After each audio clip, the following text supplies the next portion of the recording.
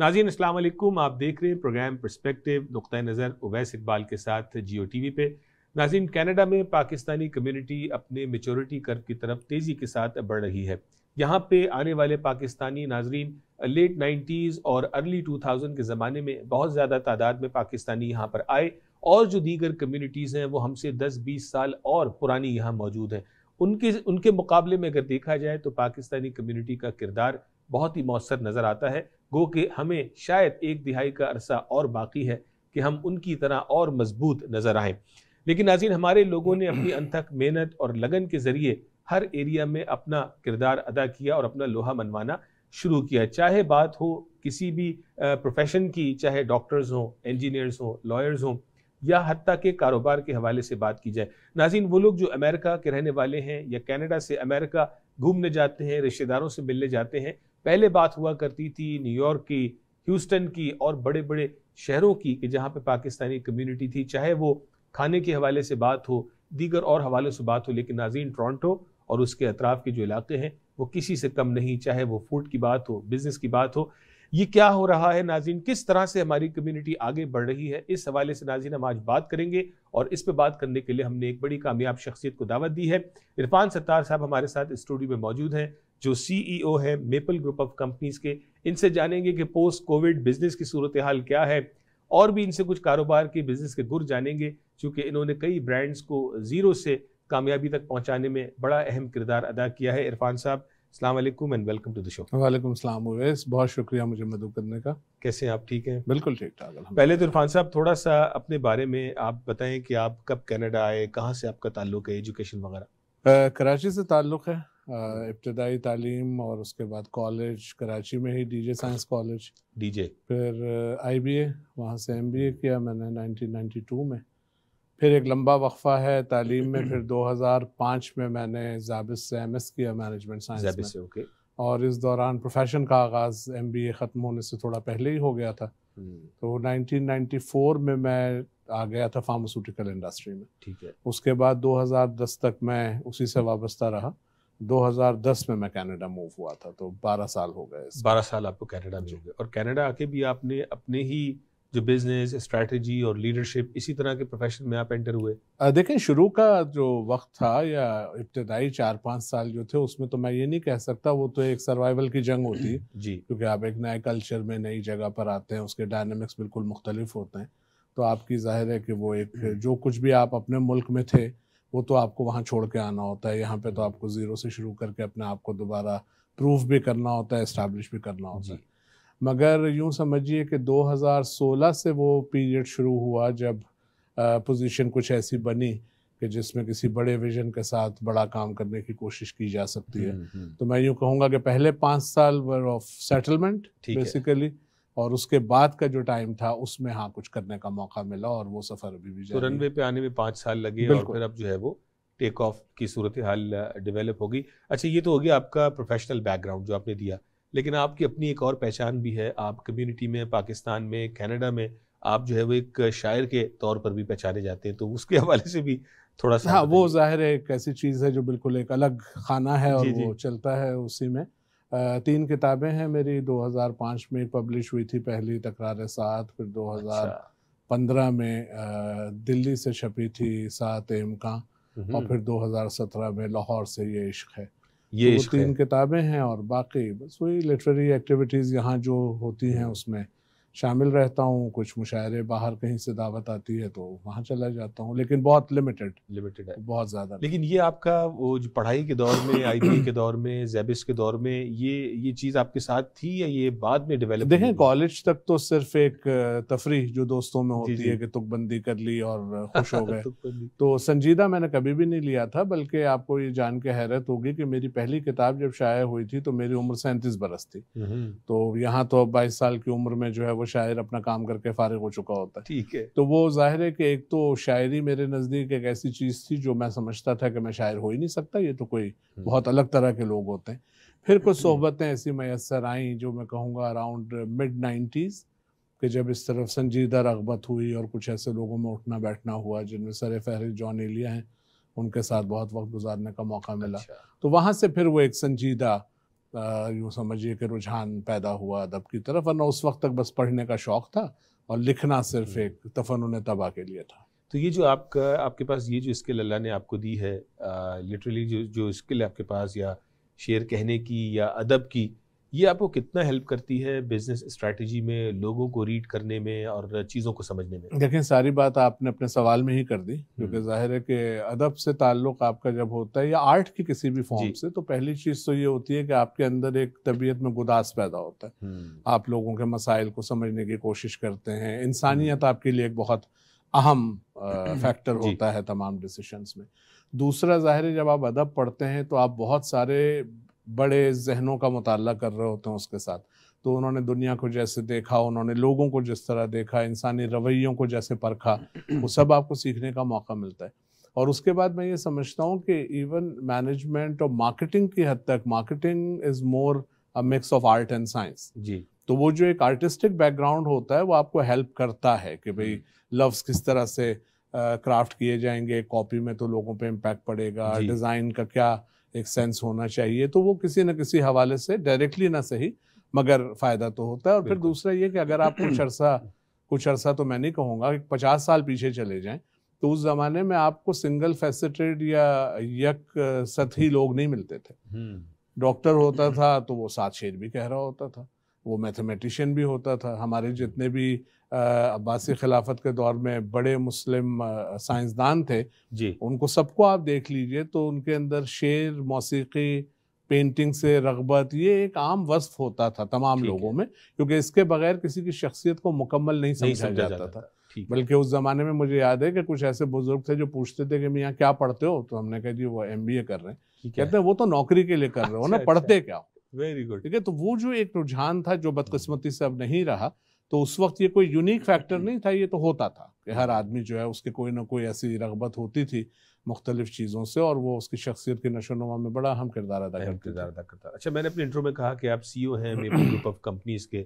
शायद maple group of companies को लोग नहीं पहचान पाए, तो थोड़ा सा बताएंगे कि मेपल ग्रुप ऑफ कंपनीज़ के अंडर कौन से ब्रांड्स हैं जिनको आपने यहाँ पे इस्टेब्लिश किया, और क्या आपका एक्सपीरियंस रहा? देखिए, ये जो मेपल क्वेस्ट ग्रुप हुआ करता था पहले, जो कि लैंड डेवलपमेंट और कंस्ट्रक्शन से उनका ताल्लुक था, उनका माइनॉरिटी स्टेक थे ग्रीनिश नेचुरल हेल्थ में, मगर 2016 में उन्होंने ये डिसाइड किया कि वो बाकी शेयर होल्डर्स को बाय आउट करके ग्रीनिश को वो अपने उसमें अम्ब्रेला में ले लेंगे। मैं चूंकि ग्रीनिश का उस वक्त भी CEO था, तो मैं उस ट्रांजेक्शन का हिस्सा था कि जब उन्होंने वो एक्विजिशन की तो उनकी ये शर्त थी कि मैं आके उसको रन करूँगा। उसके बाद फिर जो डेवलपमेंट शुरू हुई, तो उस वक्त तक ये कन्फाइंड थे, कनाडा की हम बात कर रहे हैं कि यहाँ पे लैंड डेवलपमेंट और कंस्ट्रक्शन में। और उसके बाद फिर हम ग्रीनिश नेचुरल हेल्थ से सिलसिला शुरू हुआ सारा, जो विटामिन सप्लीमेंट और हेल्थ फूड्स बनाती है। फिर हमने एक स्किन केयर का ब्रांड लॉन्च किया डर्मनिश के नाम से, जो नेचुरल स्किन केयर प्रोडक्ट्स हैं। फिर हमने एक एस्थेटिक सेंटर बनाया मिसिसागा में, जो मेडिकल स्पा जिसको आम लफ्ज़ों में कहा जाता है। तो वहाँ पे जितनी भी technology based skin care treatments हैं वो दी जाती हैं। और फिर लेटेस्ट जो है ये मेमन सुपरमार्केट, जो खासा नोन इसलिए होगा कि वो एक टेंजिबल एंटिटी है that people can go and see it. तो वो पिछले साल जून में हमने उसका आगाज़ किया।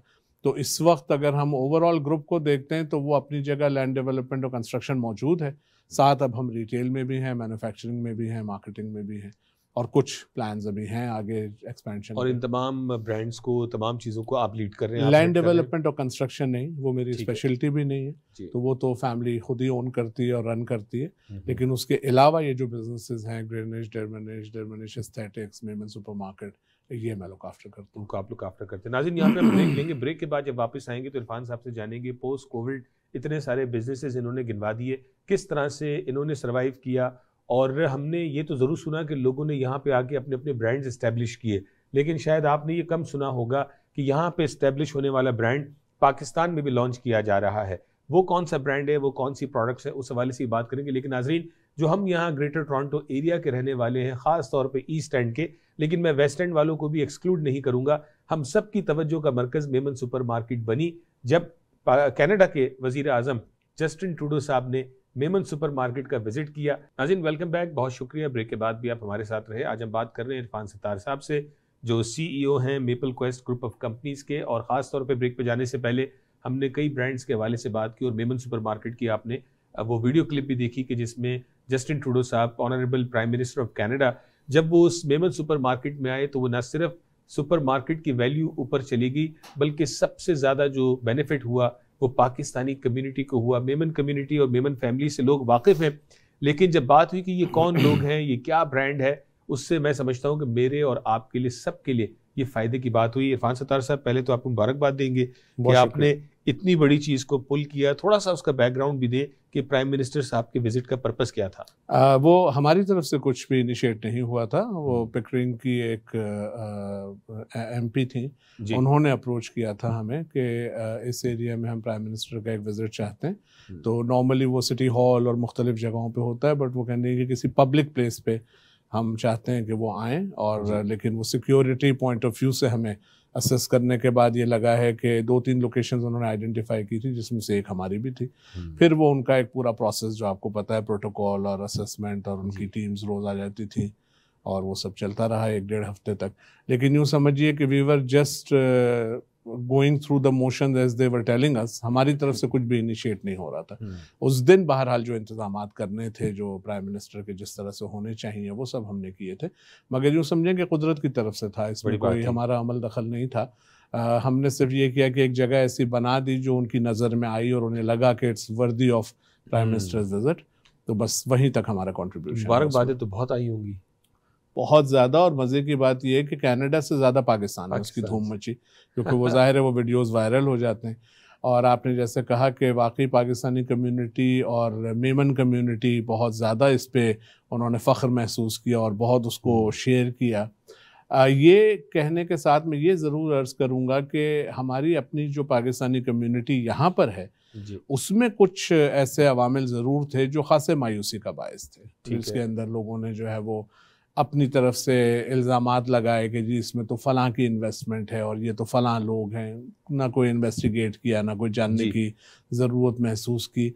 ये जो हमारे कम्युनिटी के अंदर दर आई है चीज़ कि किसी की भी कामयाबी को, ठीक है अगर आप क्रिटिसाइज़ करना चाहते हैं तो आप किसी ग्राउंड पे करें क्रिटिसाइज़, उस पर तो एतराज़ नहीं हो सकता।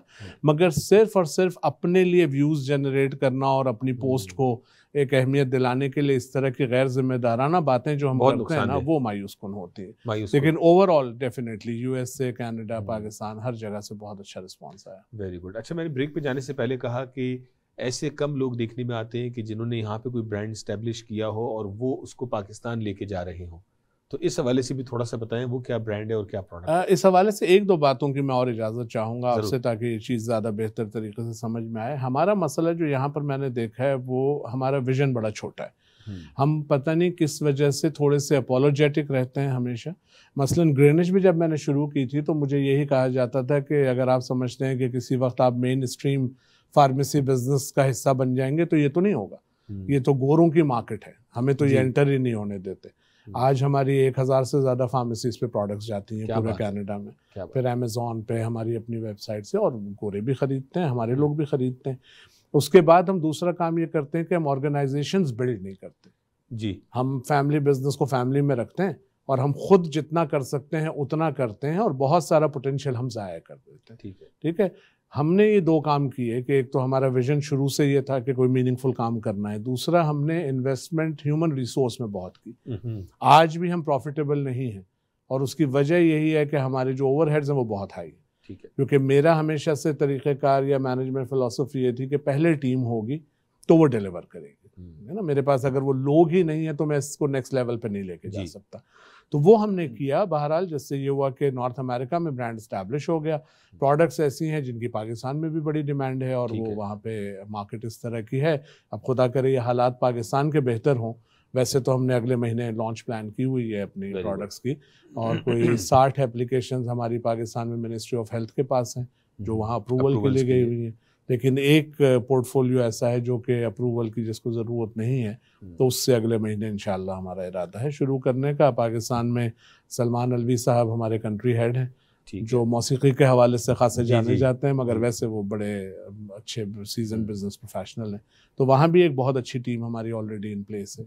Very good. तो इरफान साहब, जो आपने इतने ब्रांड्स आपने बताए, मेमन सुपरमार्केट और आपका जो नेचुरल हेल्थ प्रोडक्ट है, तो कितने लोगों को आपने एम्प्लॉयमेंट जो है वो यहाँ पर दी हुई है? देखिए, ग्रीनिश नेचुरल हेल्थ में तकरीबन 25 लोग हैं, ठीक है, जो कि हमारे साथ वाबस्ता हैं। उसके अलावा कोई 10 ऐसे लोग हैं जो हमारी सेल्स कियोस्क्स हैं, आपने देखे होंगे कुछ सुपरमार्केट्स में, वहाँ पे जो ख़वातीन एसोसिएट्स हमारे साथ काम करती हैं वो नॉर्मली रोटेशन पे होती हैं, तो 10 के करीब वो हैं, तो 35 लोग वहाँ हैं।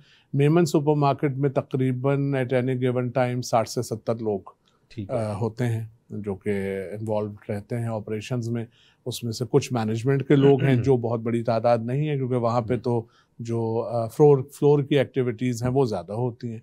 फिर हमारा जो डर्मनिश एस्थेटिक सेंटर है, 6 ख़वातीन वहाँ पर एम्प्लॉयड हैं, और इसमें कोई हमारा बायस नहीं है, मगर 90% of work force is from Pakistan, और बहुत कॉम्पिटेंट लोग हैं, बहुत कैपेबल लोग हैं। और मैं सिर्फ यही बात करता हूँ कि हमारा कंट्रीब्यूशन सिर्फ इतना है कि अगर हम ना होते तो शायद बहुत से इनमें से कोई और जॉब्स कर रहे होते। रिस्क तो अल्लाह ताला दे ही देता है, मगर अपनी फील्ड में काम करने का मौका मिलना जो है वो कनाडा में आने वालों के लिए एक बड़ा यूनिक मामला होता है। वो बहरहाल शुरू हुआ है, जिसके लिए मुझे खुशी है कि चीज़ें बेहतर हो रही हैं और लोगों के लिए मौके फराहम हो रहे हैं। तो ये जो आप लोगों ने जो जिस तरह, जैसे हम कहते हैं ना, जैसी स्ट्रैटेजी वैसा आउटकम, तो माशाल्लाह आपने, आपकी टीम ने जो विजन दिया और उसके साथ अपनी स्ट्रैटेजी पुट टुगेदर की, सेल्स की, मार्केटिंग की, तो ब्रांड की अपलिफ्टिंग हो गई।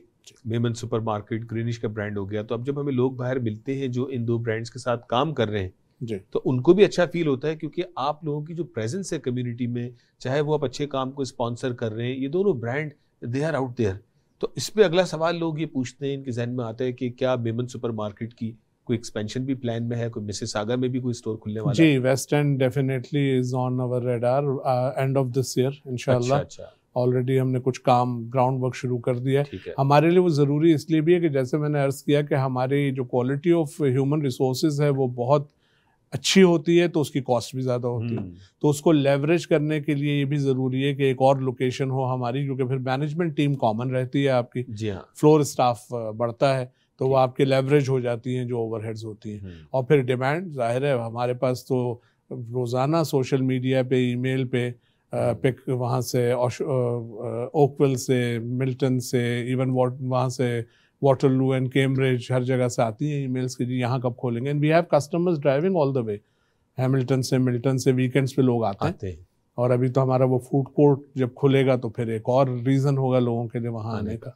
ज़बरदस्त। तो ये तकरीबन कोई 50,000 स्क्वायर फुट पे आपने मुझे बताया, जब हमने आके देखा था, लोगों ने वीडियो पे भी देखा। मैं जाते जाते एक दो सवाल आपसे और कर लूँ। एक, हमने शुरू में बात की मैच्योरिटी कर्व की, तो उस पे हम क्या वाक़ईतन कर्व के करीब आ गए हैं या हमने रोका हुआ है उसको? हमने रोका। हाँ, और वो वजूह वही है जो मैंने पहले अर्ज किया कि हम ऑर्गेनाइजेशनल थिंकिंग की तरफ नहीं आते। हम फैमिली बिजनेस को फैमिली बिजनेस की तरह रन करते हैं। मसलन एक आदमी है, उसने एक पेस्ट कंट्रोल का बिजनेस शुरू किया था लेट से 15 साल पहले, and he is doing well, मगर आज भी वो खुद ही सुबह निकलता है अपनी गाड़ी लेके और वो सारी विजिट्स करता है और वापस आता है, जिसमें कोई मजायका नहीं। मगर उसके पास कम से कम इस वक्त 10 और लोग होने चाहिए थे और उसको एक्सपैंड करना चाहिए था। तो वो हमारा विजन बहुत छोटा है। हम पता नहीं क्यों समझते हैं कि हम ये नहीं कर पाएंगे।